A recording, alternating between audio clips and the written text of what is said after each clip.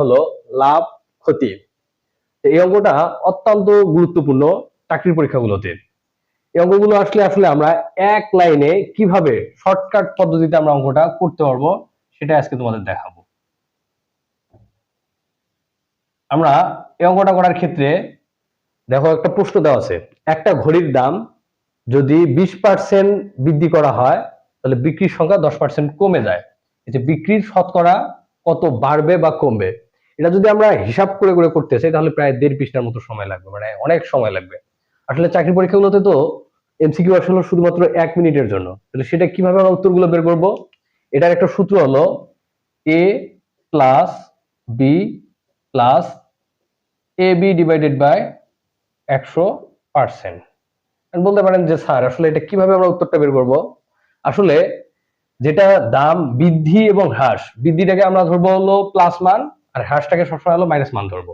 আচ্ছা, এই ক্ষেত্রে যদি দেখি 10% বৃদ্ধি পেয়েছে অর্থাৎ 20% বৃদ্ধি পেয়েছে অর্থাৎ 20 যোগ এইখানে হলো 10% কমছে তাহলে হলো কত -10 প্লাস 20 ইন্টু -10 ডিভাইডেড বাই 100, শেষে একটা আমরা পার্সেন্ট ব্যবহার করলাম।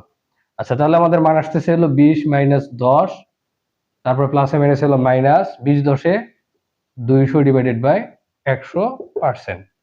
এই অংশটুকু যদি আমরা হিসাব করতে চাই, 0 0 কাটা, এটা কাটা গেল, এর আমাদের থাকতেছে হলো 10 - 2% অর্থাৎ হলো 8%। এখন আমরা বলতে পারবো এটা আসলে পার্সেন্ট বাড়ছে নাকি কমবে। যেহেতু এটা মান হচ্ছে আমাদের ধনাত্মক, এক কথায় প্লাস মান, সুতরাং এটা হলো শতকরা বিক্রির পরিমাণ বৃদ্ধি পাবে বা বাড়বে। যদি এটা যদি মাইনাস মান আসতো তাহলে আমরা কোনো কথা ছাড়া এটা কি করতাম, হ্রাস পাইছে এই জিনিসটা লিখতে পারতাম। আশা করি সবাই অঙ্কটা বুঝতে পারছো।